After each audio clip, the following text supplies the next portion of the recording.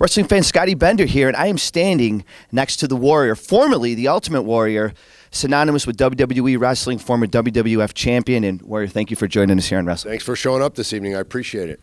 What brings you to SUNY Brockport today? I'm here. I've been brought in by a group of college Republicans on the campus that worked with Young America's Foundation. I've been traveling around the country, going out speaking for them.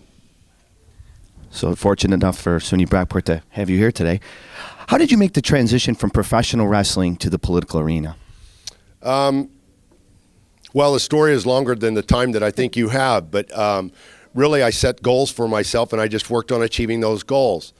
I had some, as anybody that's followed my career knows, that I've had some lengthy and some sporadic absences from the business, and every time I did, I just pursued new and different goals. And one of those goals was going on a self-learning journey, became interested in the great books of the Western world, all the great classical writers and stuff, and started paying more attention to what was going on in culture and politics, found a woman I wanted to spend my life with, wanted to have a family with, started hearing a lot about what was going on in education, and was really, frightened in some ways, about what was going on out there.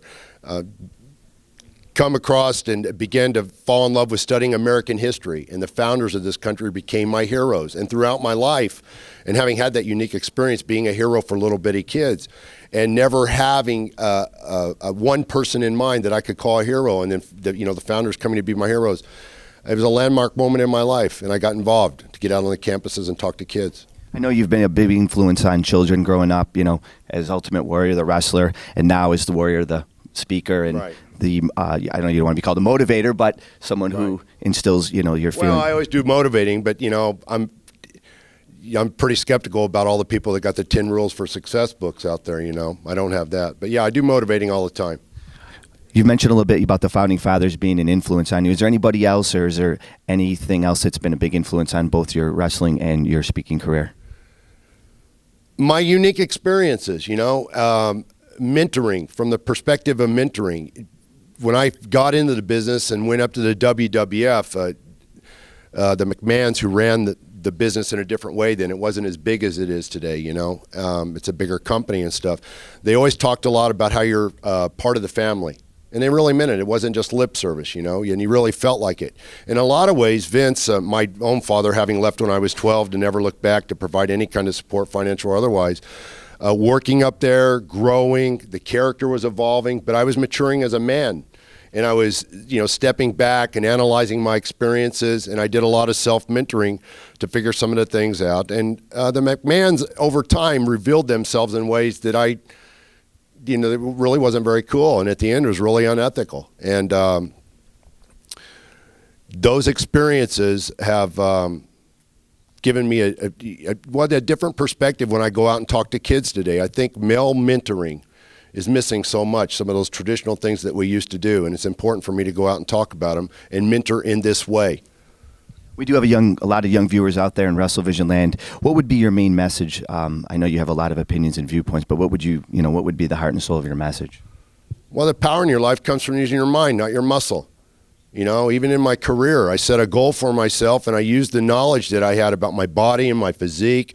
I sat back and I analyzed the business, what was going on, what will work, what won't work, and I built a place for myself in the business. Yeah, it's a two-way street, but they can't just pull people off the street and create the characters. I mean, I built the Ultimate Warrior. They provided the television, and it's a two-way street. But that's the most important thing that I could get across to young kids today, man. And if you really want to kick ass in your life, spend a little less time in the gym and learn how to use language, We've heard, you hinted around, you've discussed the possibility of a book coming out. Can you talk a little more about that? Well, I've been working on my book for a long time. I want to write it. I don't want a ghostwriter to write it. I think there are some ought-to-dos that just stem from life. And one of those things is if you think your story about your life is important enough to tell, then you should write it yourself. Don't get some ghostwriter to tell it. There have been some guys that have written their books themselves. But I want to write a book that's a classic. I don't want to write just an ABC storytelling. I want to write a book that reveals entirely some of the things I just answered in the last questions about having this relationship with other males and men, being the the guy that drew the people in, being the stud in the locker room and what that was like, and then coming to look at things in the way that I do today. That's a unique way. You don't see professional athletes doing that. You see a lot of professional athletes out there acting like degenerates, but you don't see anybody saying, you know what, it was a great thing in my life, but the last thing I need to be doing, I mean, I'd be a pathetic human being if I had to still be as big as the Ultimate Warrior, be as buffed as the Ultimate Warrior, and walk around in my hometown, go to my local gym and still be Ultimate Warrior. And that's what these guys that over the last few years that I worked with, that's what they've done.